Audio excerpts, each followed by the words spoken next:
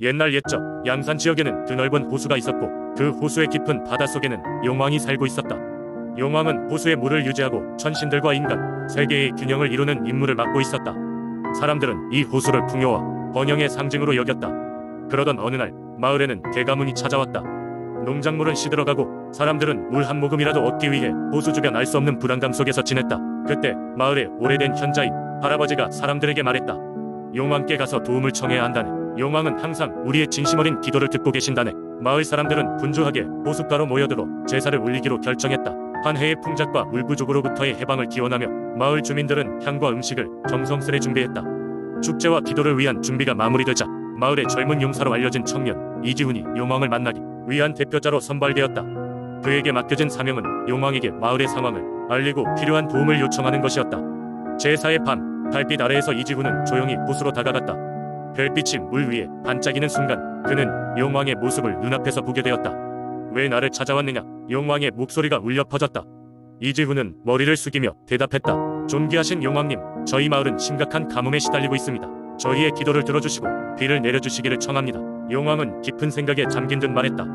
너희 마을은 늘 호수를 신성히 여기고 있으며 나 또한 너희의 성실함을 알고 있다. 너희의 정성을 보아 균형을 다시 맞추겠다. 그 순간 하늘이 어두워지며 비가 내리기 시작했다. 마을로 돌아온 이지훈은 온 마을 사람들과 함께 환영받았다. 비는 계속 내렸고 땅은 다시 금방 젖어들었다. 식물들은 다시 푸르름을 되찾고 호수는 찰랑차게 가득 찼다.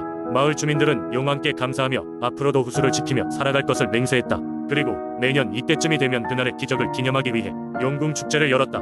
사람들은 제사를 준비하고 호수 주변에서 다양한 행사를 열며 기쁨을 나누었다. 축제 때마다 사람들은 이지훈이 용왕을 만났던 것처럼 각자의 정직한 기도를 하며 용왕의 자비를 기렸다. 이 전설은 지금까지 양산 주민들의 계신비로운 이야기로 전해 내려오고 있으며 그들의 전통과 문화 속 중요한 일부분으로 자리잡아 있다. 두 번째 이야기. 한때 서울의 번잡한 거리와 높은 빌딩이 들어서기 전 이곳엔 작은 마을들이 모여 있곤 했다. 마을 사람들은 숲이 우거진 산을 배경으로 오랜 세월을 살아왔고 그들의 삶에는 다양한 민속신앙이 깊이 뿌리박혀 있었다. 그 중에서도 가장 유명한 이야기는 김씨 할머니에 대한 전설이었다. 김씨 할머니는 마을에서 가장 존경받던 무당으로서 그녀의 힘은 말로 표현할 수 없을 만큼 경이로웠다. 그러나 할머니는 자신의 능력을 자랑하기보다는 사람들을 돕는 데 사용하곤 했다. 어느 날 마을에 큰 재난이 닥쳤다. 산신령이 사람들의 신앙심이 점점 약해진 것을 마음에 들어하지 않았기 때문이다. 산신령은 호랑이 귀신을 보내 마을을 혼란에 빠뜨렸다. 사람들은 그 귀신이 다가오자 강한 두려움에 휩싸였다. 호랑이 귀신은 어둠 속에서 위협적인 으르렁거림과 함께 나타났고 농작물을 파괴하고 집을 무너뜨리기 시작했다. 극도로 염려한 마을 사람들은 급히 김씨 할머니를 찾아가 조언을 구했다. 할머니는 며칠 동안 깊은 사색에 잠겼다가 마침내 해결책을 찾았다. 그녀는 두 가지 제안을 했다. 첫째, 마을 사람들은 매일 저녁 각 가정에서 정성껏 음식을 준비해 마을 중심에 있는 큰 제단에 올리기로 했다. 준비된 음식은 마을의 풍요를 기원하는 정성이 담긴 신령들을 위한 것이었다. 둘째로, 할머니는 산속 깊이 숲에 정령과대화하기 위해 고요한 산행을 떠났다.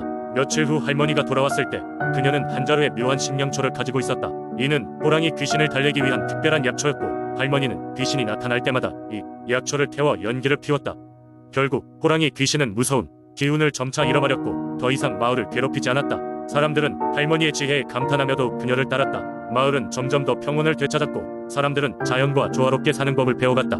이 이야기는 단순히 한 마을의 전설로만 남지 않았다. 김씨 할머니의 지혜는 서울의 무속신앙에 깊은 영향을 끼쳤고 그녀의 이야기는 아직도 전해 내려오며 오늘날의 도시에서도 자연과 조화를 이루는 삶의 중요성을 일깨워주고 있다. 세 번째 이야기. 옛날 옛적 여수의 바닷가 마을에는 바다를 다스리는 신비로운 여신 혜린이가 살고 있다고 전해 내려오는 이야기가 있습니다. 혜린이는 바다와 인간을 이어주는 중재자 역할을 하며 바다의 풍요로움을 선사해 주기도 하고 때로는 인간에게 시험을 내리기도 하는 존재였죠. 어느 날 여수에 사는 어부 강씨는 이상하게도 몇 주간 잡은 고기의 양이 눈에 띄게 줄어들어 걱정이 많았습니다. 어둑한 새벽부터 노를 젓고 그물을 던지지만 잡히는 것은 빈 그물뿐이었죠. 마을 사람들 사이에선 혜린이의 노염을 쌌다는 소문이 돌기 시작했습니다. 강씨는 이 문제를 해결해야 마을 사람들과 가족을 지킬 수 있으리라 결심했습니다. 강씨는 혜린이에게 기도를 드리기 위해 바닷가에 작은 제단을 쌓고 소박한 제물을 준비했습니다. 쌀과 술 그리고 자신이 직접 만든 생선 요리를 올려놓고 진심 어린 마음으로 기도를 드리기 시작했습니다. 혜린이가 나타나 주기를 바라며 한참을 기다렸지만 아무런 징조가 없었습니다. 그렇게 밤이 깊어갔고 강씨는 실망스러운 마음으로 집으로 돌아가려 했습니다. 그런데 그 순간 바다 위로 은은한 빛이 떠오르더니 그 안에서 여신 혜린이가 나타났습니다. 그녀는 고운 옷자락을 휘날리며 강씨에게 말을 걸었습니다.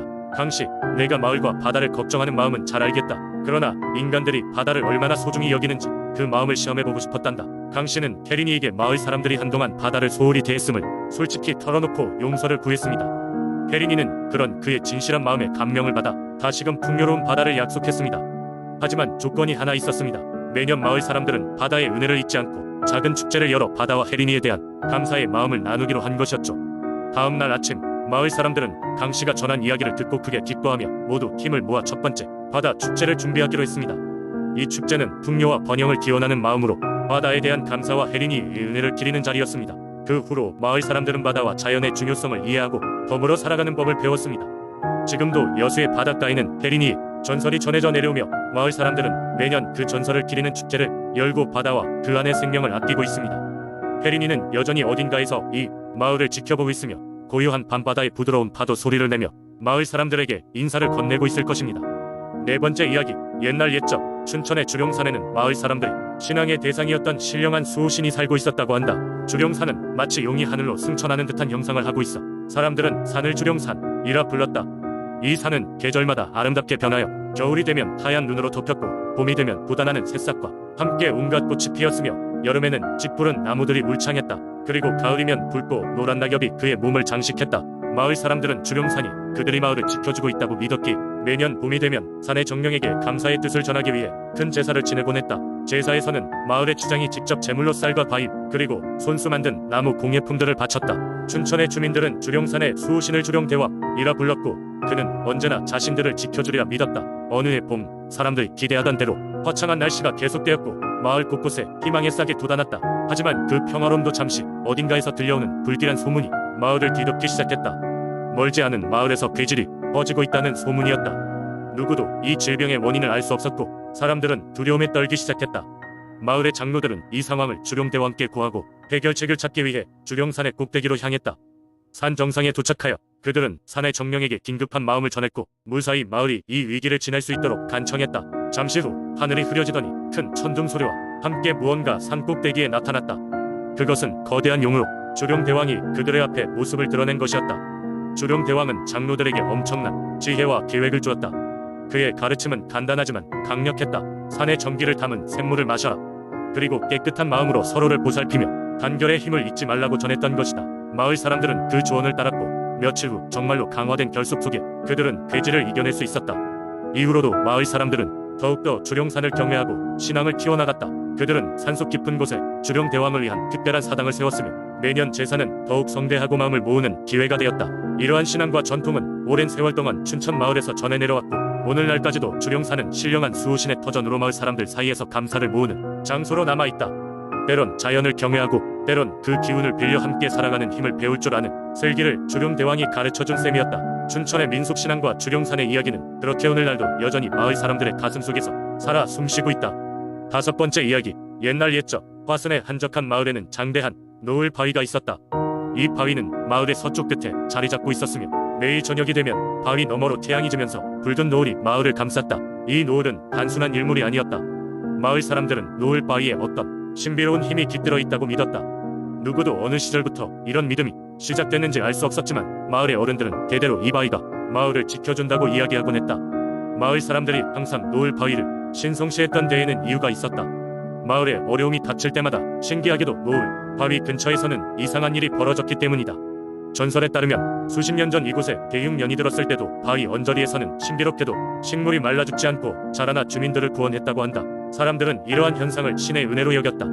그러던 어느 날 마을에 또 한 번의 시련이 다가왔다.